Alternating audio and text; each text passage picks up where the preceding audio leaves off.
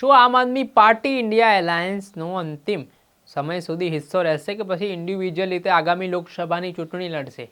કેમ કે અવારનવાર આમ આદમી પાર્ટીના રાષ્ટ્રીય સંયોજક અરવિંદ કેજરીવાલના જે નિવેદનો સામે આવી રહ્યા છે તેના કારણે અનેક ચર્ચાઓ શરૂ થઈ છે.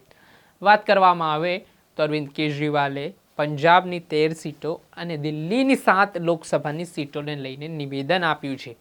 આ નિવેદનો ઘણી બધી બાબતો સૂચવે છે, કેમ કે અરવિંદ કેજરીવાલ અગાઉ કહી ચૂક્યા છે કે 13માંથી 13 સીટો પર પંજાબમાં તેઓ પોતાના લોકસભાના ઉમેદવારો ઊભા રાખવાના છે.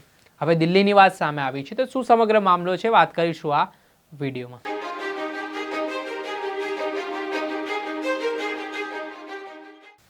નમસ્કાર દર્શક મિત્રો, નવજીવન ન્યૂઝમાં આપનું સ્વાગત છે. હું છું ફૈઝાન.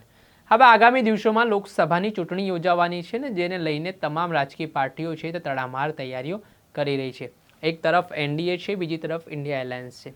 એનડીએમાં કેટલાક લોકો છેડો ફાડીને ઇન્ડિયા એલાયન્સમાં જોડાઈ રહ્યા છે, તો ઇન્ડિયા એલાયન્સમાંથી પણ કેટલાક લોકો છેડો ફાડીને એનડીએ સાથે જઈ રહ્યા છે. તે વચ્ચે હાલ આમ આદમી પાર્ટીના મુખ્યમંત્રી અને રાષ્ટ્રીય સંયોજક અરવિંદ કેજરીવાલ ફરી ચર્ચામાં આવ્યા છે. વાત કરવામાં આવે તો અત્યારે કોંગ્રેસ અને આમ આદમી પાર્ટી વચ્ચે એલાયન્સને લઈને ચર્ચાઓ ચાલી રહી છે.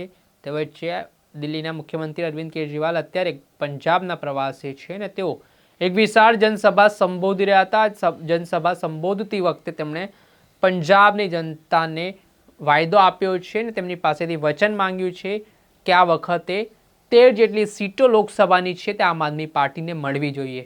તેમાં તેમણે વાયદો એ આપ્યો છે કે અમે આગામી સમયમાં જો અમારી સરકાર કેન્દ્રમાં આવશે તો પંજાબની જે ગ્રાન્ટ કેન્દ્ર સરકારે રોકી છે તે અમે તમામ ગ્રાન્ટો અપાવીને રહીશું ને જુદી જુદી વાતો છે તે પંજાબના લોકો સાથે કરી છે. સાથે જ તેમણે દિલ્હીની વાતનો પણ ઉલ્લેખ કર્યો છે. દિલ્હીમાં 7 લોકસભાની સીટો છે, 7 લોકસભાની સીટ છે તે આમ આદમી પાર્ટીને દિલ્હીના લોકો જીતાડશે તે પ્રકારનો વિશ્વાસ તેમણે પંજાબની જનતા આગળ વ્યક્ત કર્યો છે. પરંતુ આને લઈને પહેલા તો અરવિંદ કેજરીવાલ શું કહી રહ્યા છે તે સાંભળી લો. हर काम रोकने की कोशिश करते हैं, हर काम रोकने की कोशिश करते हैं. इन्होंने 8,000 करोड़ से ज्यादा पैसा, पंजाब सरकार का 8,000 करोड़ से ज्यादा रुपया केंद्र सरकार ने और गवर्नर ने मिलकर आपका रोक लिया. दोस्तों दिल्ली के लोगों ने इस बार ठान लिया है.